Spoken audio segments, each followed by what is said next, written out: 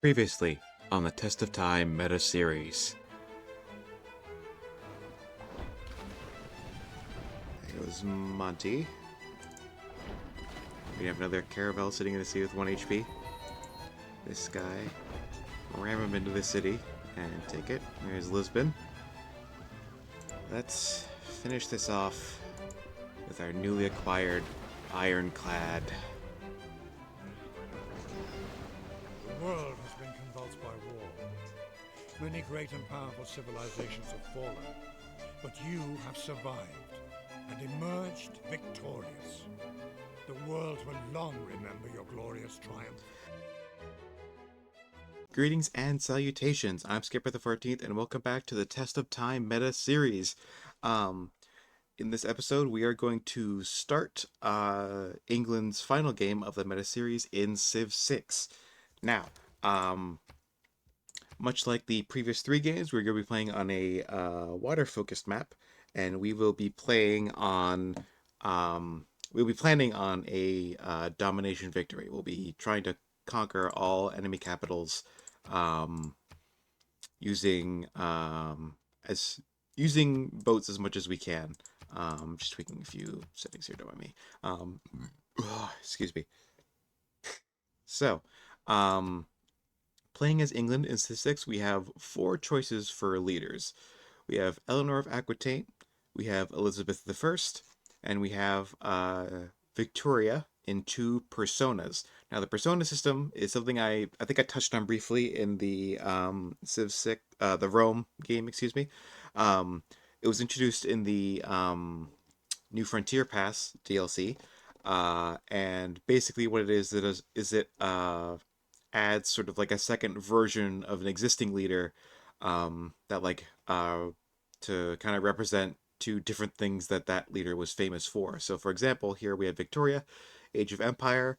Victoria is kind of geared more towards her being the queen of the British Empire, focused on expanding overseas, owning lots of territory, whereas Victoria Age's team is referring to her being the queen of England during obviously the Victorian era, which is famous for, mass industrialization, factories, urbanization, steam power, things like that. Those were, I believe, introduced before she became queen, but it was under her reign that really, for lack of a better phrase, picked up steam and really propagated throughout the world.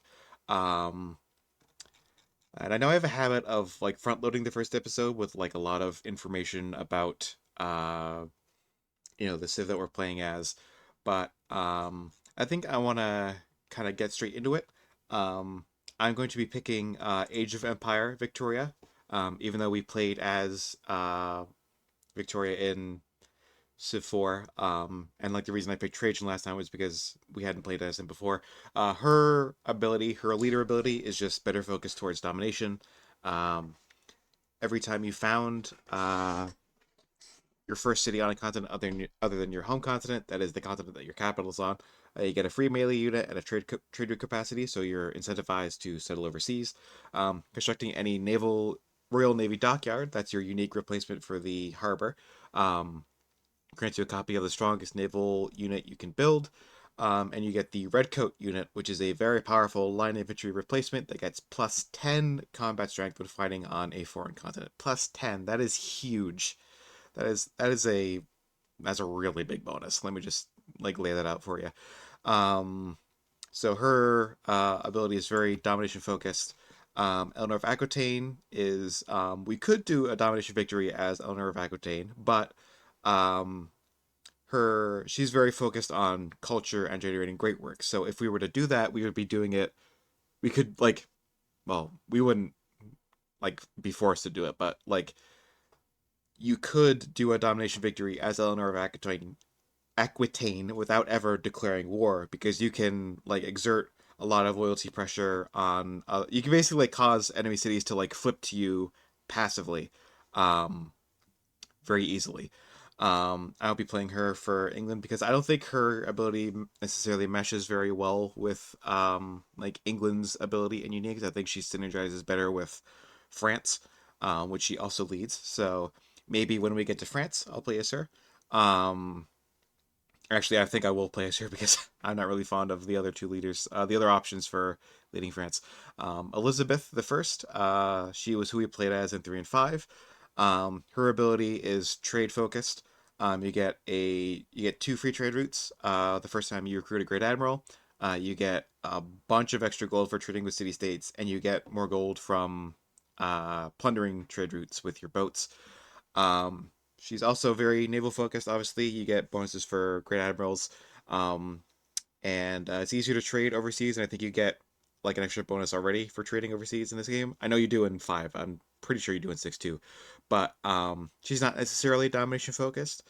You could do a domination victory with her just fine because her trading bonus is with city states. So like you're not going to be trading with people you're at war with. You're not going to be, or like soon to be at war with. You're not going to be like trading with cities you're about to capture or anything like that. Like you're not going to run out of trading partners by wiping everybody out. Um, but I just think Age of Empire Victoria is best suited to a domination victory, especially with the red coat unique unit. Um, and to quickly go over, just like very quickly go over the other abilities, just so we're not spending half an hour talking about England's unique stuff. Their unique ability. This unique ability changed in Gathering Storm. I'll throw up the pre-Gathering Storm ability on screen, so I don't spend 5 minutes trying to remember it. Um, you get extra iron and coal resources. Mines on those resources accumulate 2 more per turn. That's basically double what it is in the base game. I have a mod that adds additional +3 to all resources, so that's less of like a big improvement. But without that particular mod, which is you could argue is cheating, but whatever. You get a lot more iron and coal as England. You get you can build military engineers at double speed, and they get +2 charges. The charges for engineers are not terribly useful. Like they have their applications, but I don't think that's um, like that big of a deal necessarily. Buildings that require power or that like give additional yields when sufficiently powered give +4 extra of whatever they would give. So, for example, a factory without power gives 3 production, a factory with power gives 4 production, and an English factory with power gives 10 production. So that's how that works. Speaking of factories, you get +20% production towards industrial zone buildings. So you build factories and power plants faster, as well as workshops, because you need a workshop to build a factory. And harbor buildings increase your strategic resource stockpiles. So you can.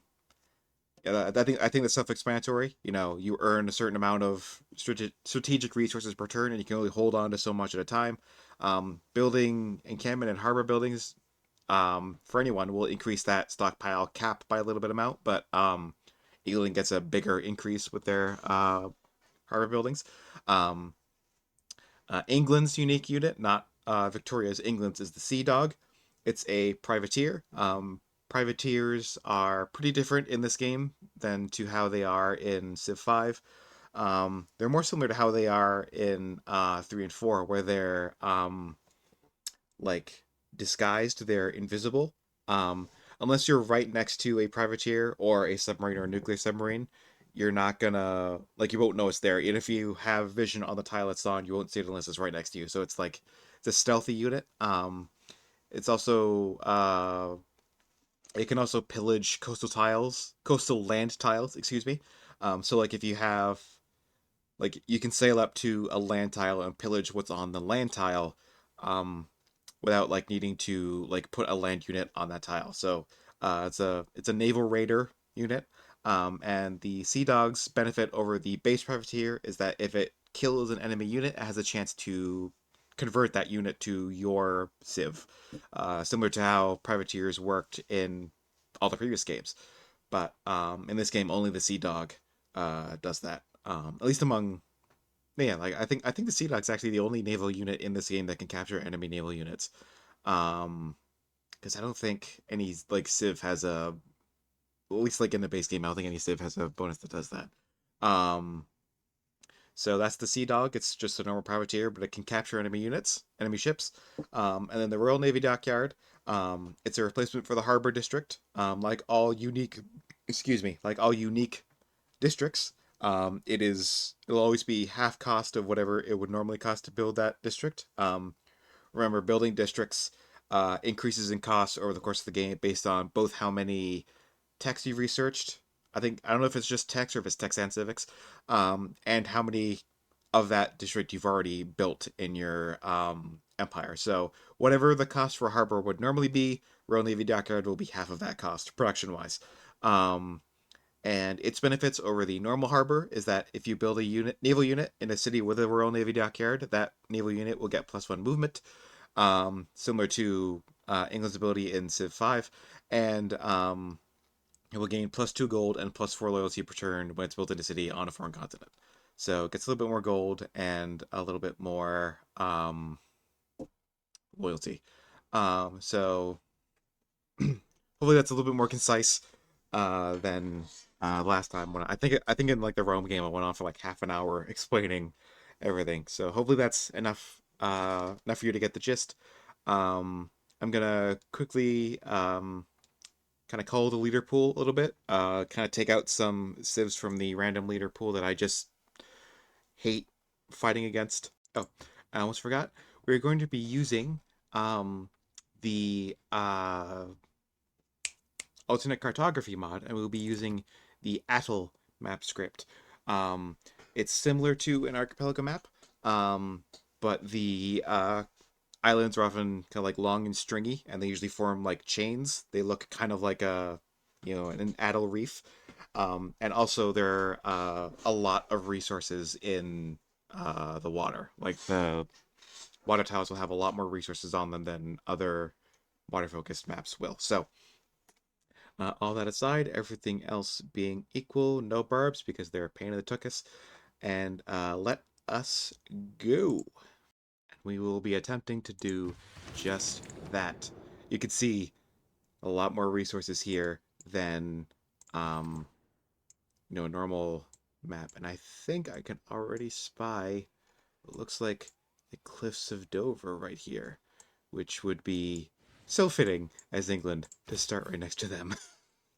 So this actually looks really good. This looks like a pretty solid start, I think. So we're just gonna settle in place. And of course, we're gonna start with sailing. What else would we start with on a water-focused map? And it looks like we're near a continent split already. That is, you're wrong in map mode. Yeah, you can see there's another continent right here. This island is technically a different continent than what we started on. So if we put a city on this continent, we will get a free melee unit, which at this point in the game would just be a warrior, but hey, free's free. Free trader, not very useful. We don't have anyone to trade with. I don't even think we can trade. I think we have to unlock foreign trade. Of course, foreign trade. Yeah, close to Dover, but it's owned by a city-state. Yay. So yeah, if we want it, we'll have to take this city-state, which I might do because Kagwana's kind of a... They're not very good. Their bonus is pretty bad. They give you, if you're their suzerain, you can build the Batey improvement, but the Batey is probably the worst of the city-state unique improvements. It's just bad. So yeah, we might just kill them and take the Cliffs of Dover for ourselves.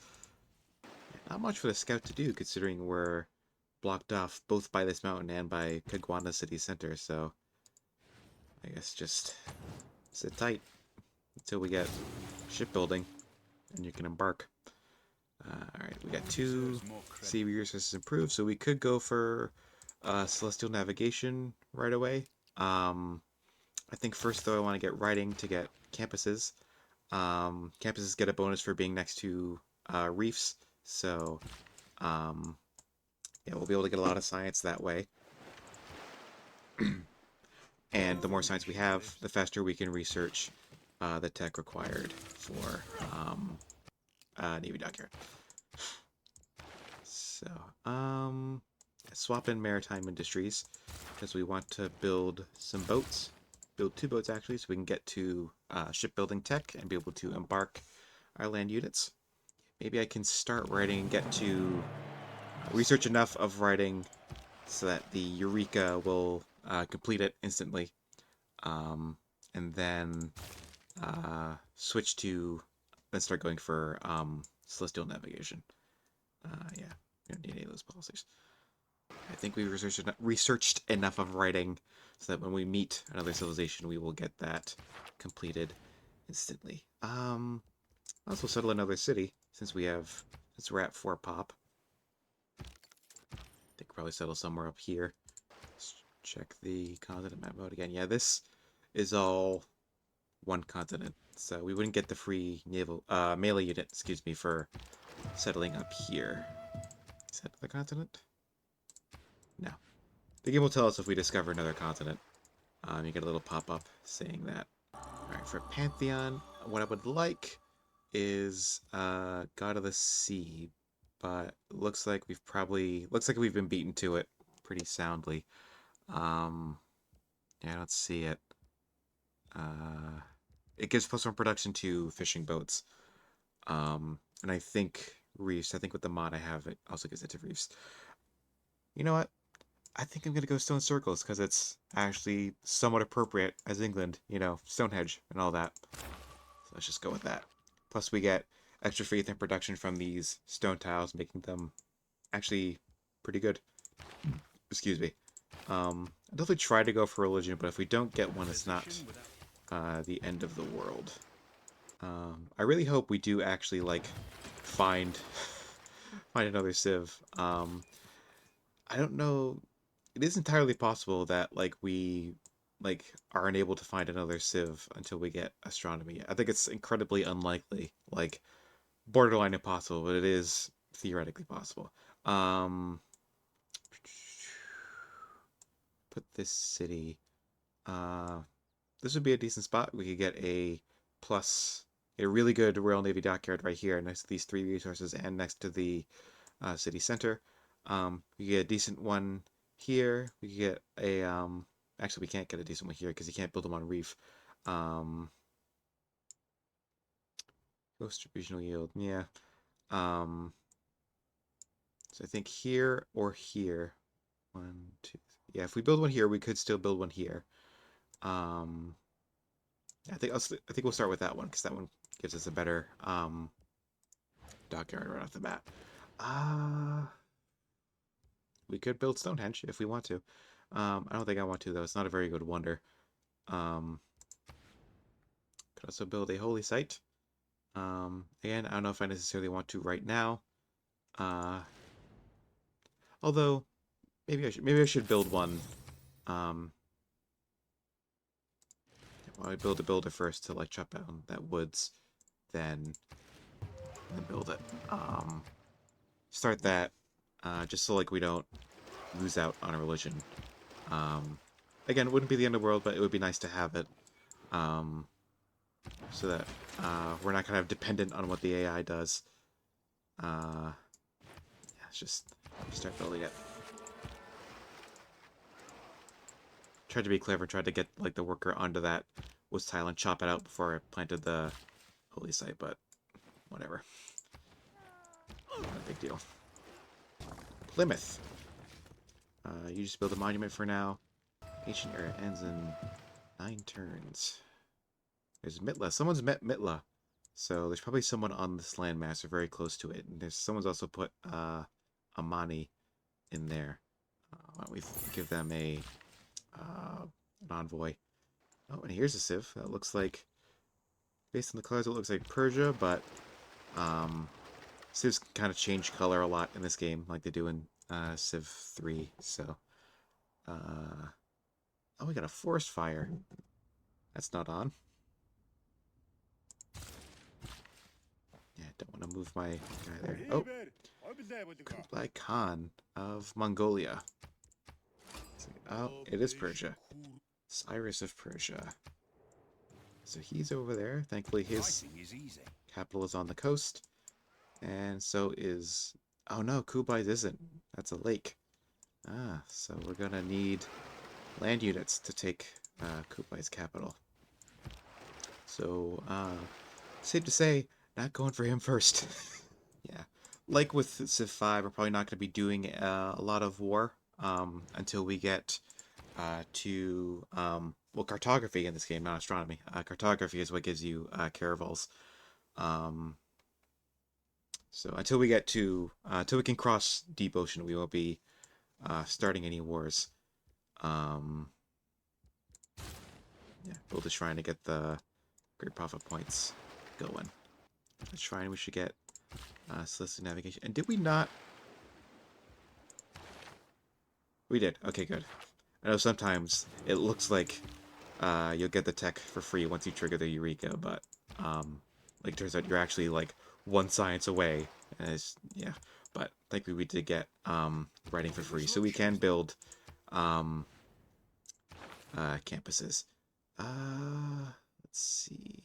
Um, so we're on the dock area. Nice +4 right there. Just slap that bad boy down there. When that finishes, we should get a free galley, because that is the only naval unit we have unlocked. And you get the strongest one you have unlocked when you finish that. Sadly, we won't get a Golden Age next era, because we have 1 turn and 3 era score left. Unless I can, yeah. Not really anything I can do unless I stumble across a, yeah. So I found a natural wonder in that time, which I didn't, so, yeah. Oh, someone built Stonehenge, so, yeah, normal age for classical era. It's a shame, but at the very least, that does make our next golden age hopefully easy enough to get. Um, let's see. Building a Pride Sciences base yield. Building on the Great Work slot. Error score each time you construct a new specialty district. 2 score each time you convert a city to your founding religion. I think we'll go with that one, because, I mean, hopefully we'll get a religion. There are only 4 left, so maybe we want to pick up the pace a little bit. Based on the religion and how quickly it's been founded, I'm guessing it's Russia that has founded it. Now we'll go for political philosophy. Magnus. We'll go for surplus logistics first. Now that we have irrigation, we can also improve this tea. Also, I totally didn't realize how fitting is it that we as England start right next to some tea. It's just like, it's perfect. A good omen, perhaps. Alright, now we can start trading. Get some money, get currency boost, get an envoy with Mitla there. Oh, another city-state, Hattusa. No one has met you yet, which is nice. No one's met Antananarivo either. Good sign. Good sign. Oh, there's someone there that looks like Nubia, based on the colors. Again, you can actually... I think I showed that in the Rome game. You can actively change what color civs are on the map. The jersey system.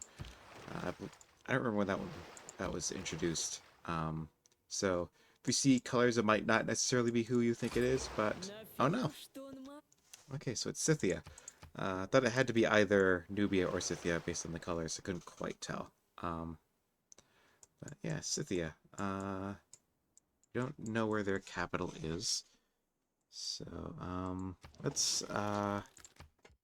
meantime, let's play, yeah, try to pretend to be friendly. I mean, we're gonna be attacking everyone anyway, so making friends isn't necessarily that important, but I stupidly didn't pick the one that, gets us out there without losing the pop, so, yeah, that was a misplay on my part. So what I could do is actually I think I should build the Great Lighthouse. So we can get the faster naval units, and also another free Great Admiral point per turn. I'll just do that, and um, we can get the boost to drama and poetry. Um, let's see. I think we're not going to be starting any wars until the Renaissance era, so having oligarchy wouldn't necessarily give us bonuses right away. That bonus wouldn't come in until like the mid game, and we would have switched out of oligarchy and need to slot in the card to get that bonus. Um, and the 20% unit experience bonus would be totally lost. So that would be kind of like a late game choice. Because these two like wouldn't give us any bonuses while we're in this government. Um, autocracy might be nice. Get extra yields um, for government positive diplomatic quarter and palace buildings, and get the 10% bonus towards wonders, so we can finish the Grey Lighthouse a little bit faster, probably like a turn faster, turn or two. Classical Republic. This one's always a good choice. Get the two economic policy cards, which are second best after wild cards. Um, cities with a district gain one housing, one amenity, always good. Plus 15% great person points, also always good. Classical Republic is always a solid choice. Um, yeah, I think that's what we'll go with. Because even though the 4 combat strength towards our land melee and naval melee units would be good later on in the game, um, it would not be good while we have it. I think it's better to get this bonus that helps us now and gets us off on our feet than grabbing this bonus, which doesn't do anything for us now, but will do something for us later. Um, I hope I explained that well. Like, it's better to get a bonus that does help us now, rather than getting a bonus that will only help us in the future. So let's just slap in Revelation. Hopefully we can get a great profit before they'll get bought out. It will slot in 50% production towards wonders, and diplomatic league. Yeah. Ah, come on. As soon as I was talking about earlier about how this volcano isn't active, and then of course it goes active and it erupts and it damages my shrine. So now I have to spend a turn repairing it.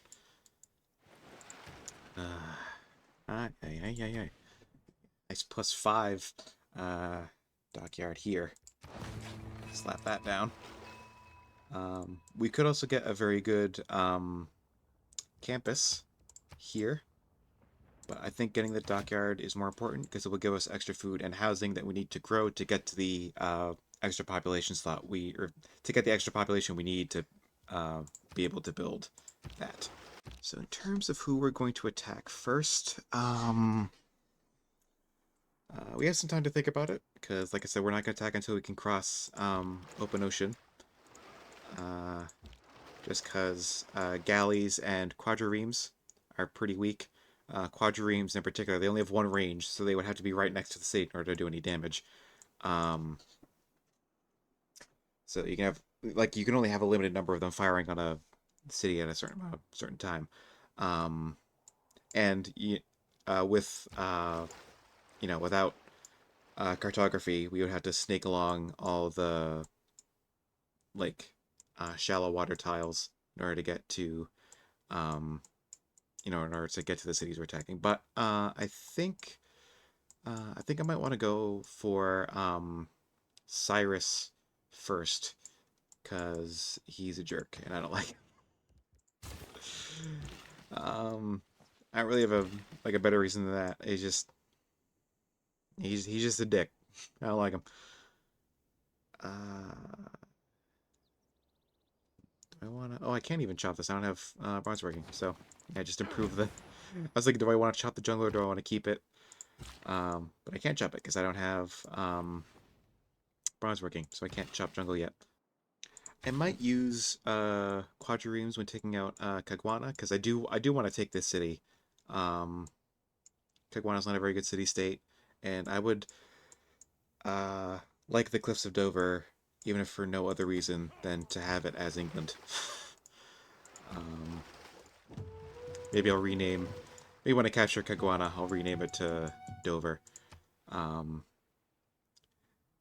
and Capturing Caguana would make people mad at us, but everyone's going to be mad at us anyway because we're going to be going for domination victory. So, oh yeah, I actually forgot. We can. Actually, I didn't forget. We just finished shipbuilding that turn, so I can finally embark this scout and have him explore other things. I also got great profit. Um, and again, I think we have to go for the Church of England. So, oh, we can get Feed the World. That would be a very good um one for this map because housing will be a little, oh, maybe not, but Feed the World's always good. Feed the World and Work Ethic are like the two best um founder beliefs here. What did this guy pick? Choral music. Not a bad one, but not the best. Let's see. Um, yeah, work ethic is a little more situational because you have to have like really high adjacency. You have to have like some kind of bonus towards adjacency for your holy sites because you get production equal to the faith bonus on your holy sites. So if, like if holy sites with like one adjacency bonus, two, like you're not gonna get a lot of production out of it. So, but Feed the World, you're always gonna get 3 food and 2 housing from every shrine and temple building. So Feed the World is always good. Um, the other beliefs, religious community, 2 gold to cities with holy sites, additional 2 gold for every building in the holy site district.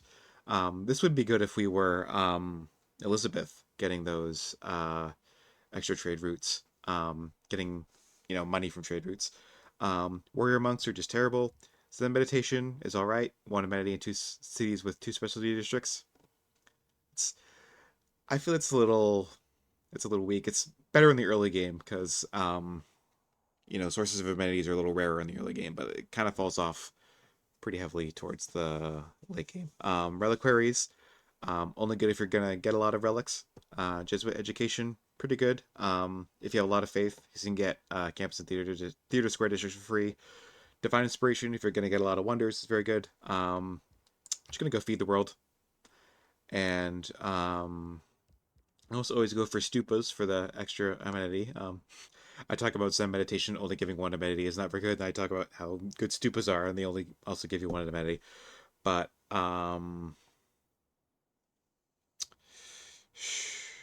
uh, yeah, I don't think any of the others are like any of the other like buildings are going to be as good as either the stupa or the Gurdwara. Um, Gurdwara giving you more food and housing, like Feed the World does. I think stupa though, because with Feed the World, our cities are going to be growing a lot faster, and too much bigger sizes. And so this having the extra amenity from the stupa will kind of curb the amenity needs of the well, not curb the well, will meet the needs of the increased population. There we go.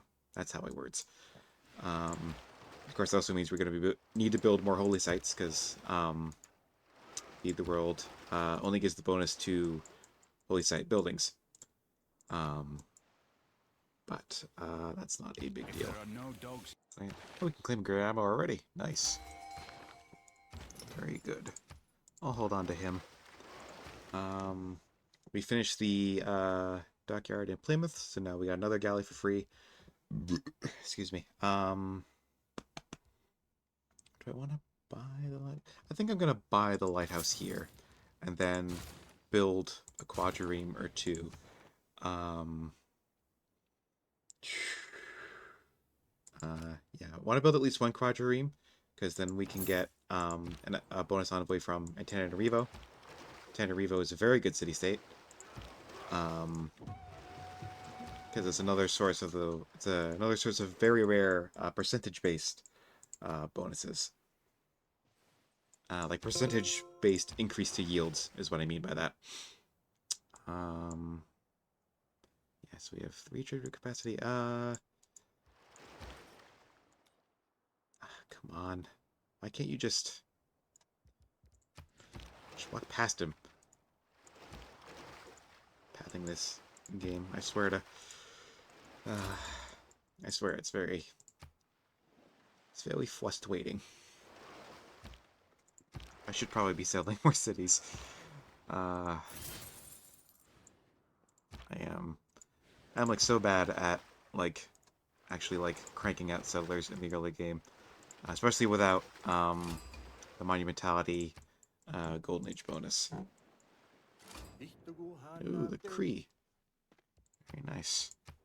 Yeah, I was partially waiting for shipbuilding in order to start building more cities, so we could embark them immediately. Um, yeah. I think what I'll do is I'll start building the campus here. So it's like started. We've like locked in the price that it's at, and then we can remove it from the queue and build a few settlers. Because now that it started building, we won't like lose the slot, so to speak, for like we won't like when London decreases in population, we won't like lose the slot for building a district because you get like a um you get like extra capacity to build districts at certain population thresholds. I think it's like every 3 pop um, after your first. Ooh, Theodora of Byzantium. She suzerain Caguana, which is how we met. How did she meet them? Like, where is her city? Auckland. Ooh, Auckland. Auckland is the best city-state we could wish for on this map.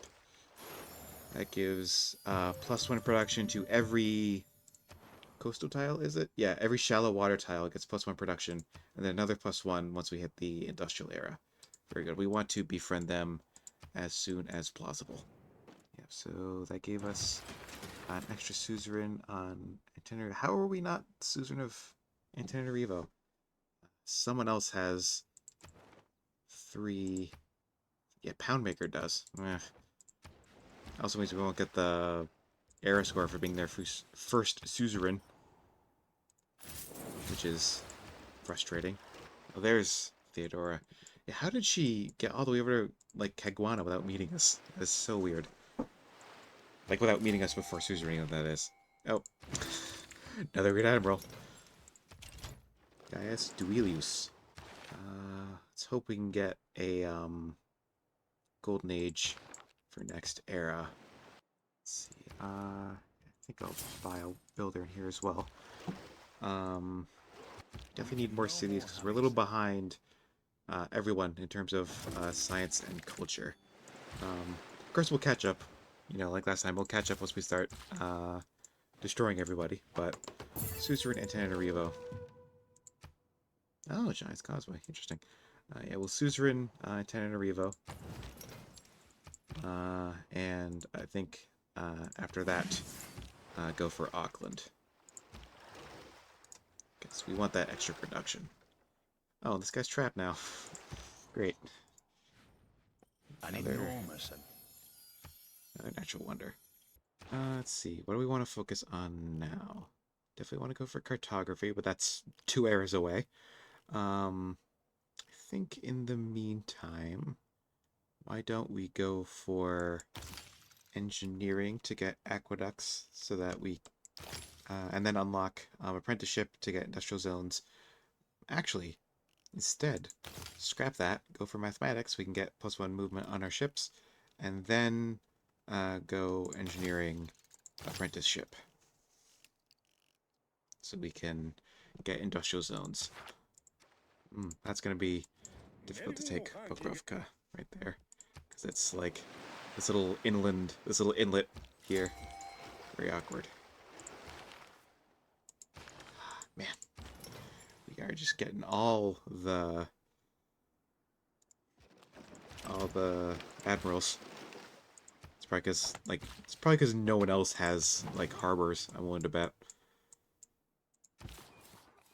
So no one else is like earning great admirals.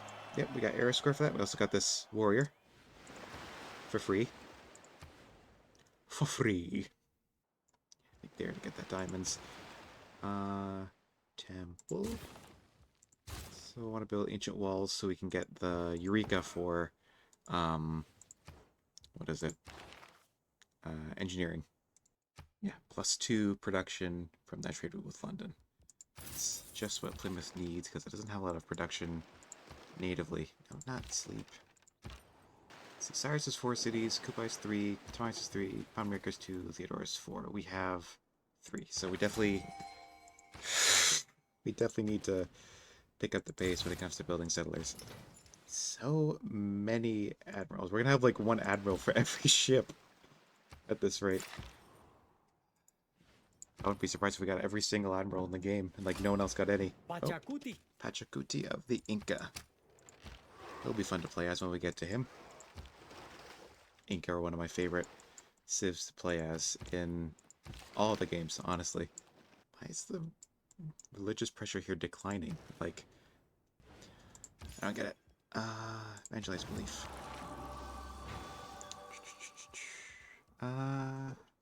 Cross-cultural dialogue. Get a little bit of boost to our science. Oh, this is another new continent. Oh yeah, look at that. Weird that this island counts as this continent and not this one. Like I said, I think what counts as what continent is pretty arbitrary in this game. You build a dockyard. I'll give you a builder so you can improve your tiles.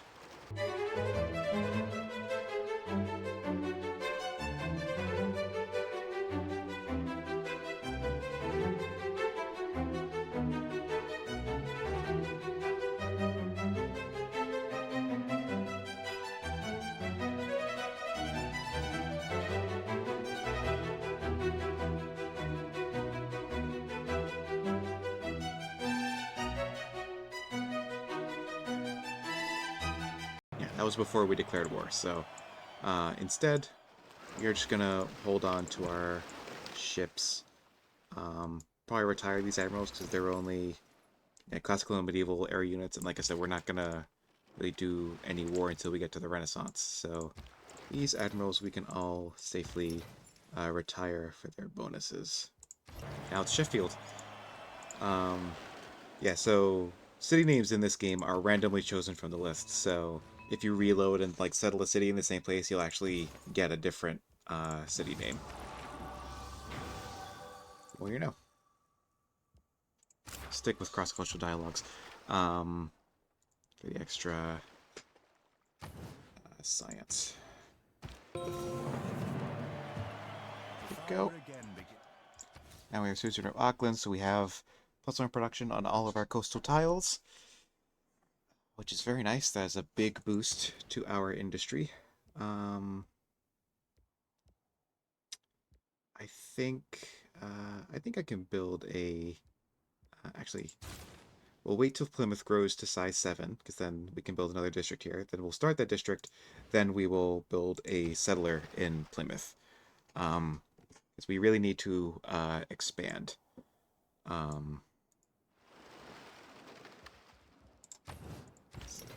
Yeah, +1 promotion, 1 promotion to a military naval unit.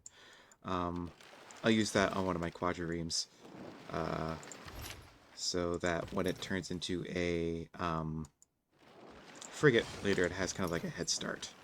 I'm going to go for bombardment, +7 combat strength towards district defenses. Yeah, this city has a strength of 39. We were attacking with a strength of 25.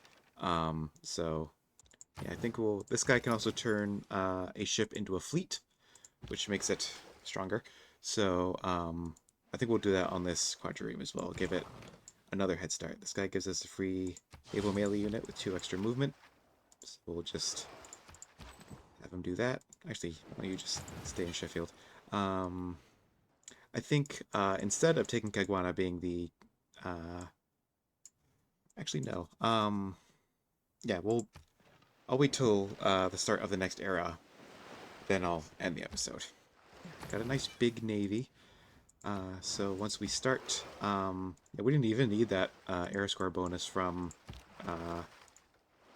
what was it? Access of the Evangelists. We're already like way over the era score we need. So maybe wait to spread the religion uh, until the next era, so we don't waste any more era score. Probably should have waited to fleet that naval unit for the same reason, but I'm not gonna reload twice in one episode. Since this tile no longer has the stone on it because the volcano destroyed it, it's not getting the faith and the bonus production anymore, so I'll just slap the holy site there. Um, to get a little bit of extra faith. Because when we get to the next era, we're selecting monumentality, so we can buy settlers and builders and traders with faith. Let's go for Mitla, so we can get the extra science on universities when we eventually unlock them. Yeah, we're definitely not getting the Eureka for naval tradition because killing anything with a quadrireme is a tall ask. Because quadriremes are just so bad. They have one range. They're really weak.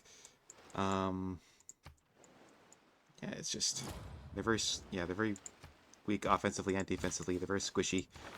Um, oh, Leif Erikson. This guy allows naval units to move over ocean tiles without the normal technology requirement. So we could so uh so it gives his bonuses to medieval and Renaissance era units. So we could save him for I'm just gonna pop him because that bonus will nothing else help our exploration. Yeah, so now we can send our galleys into open ocean. Like I said, we're still not gonna attack until we get to like frigates and caravels because frigates and caravels are like actually strong enough to take cities once walls go up. Um, we can at least send a few of our units out to explore more efficiently with that ocean movement. And that is the start of the medieval era. So now we're in a golden age. We can, uh, yeah, we can take our dedication. But before we do that, I am just going to call the episode here. So, if you like what you saw, please feel free to leave a like, comment, and subscribe. Doing all those things tells the magical YouTube algorithm gods that you like what I do and you want more people to see it. And it just helps the channel out in general. And as always, be good, stay safe, and I'll see you all next time.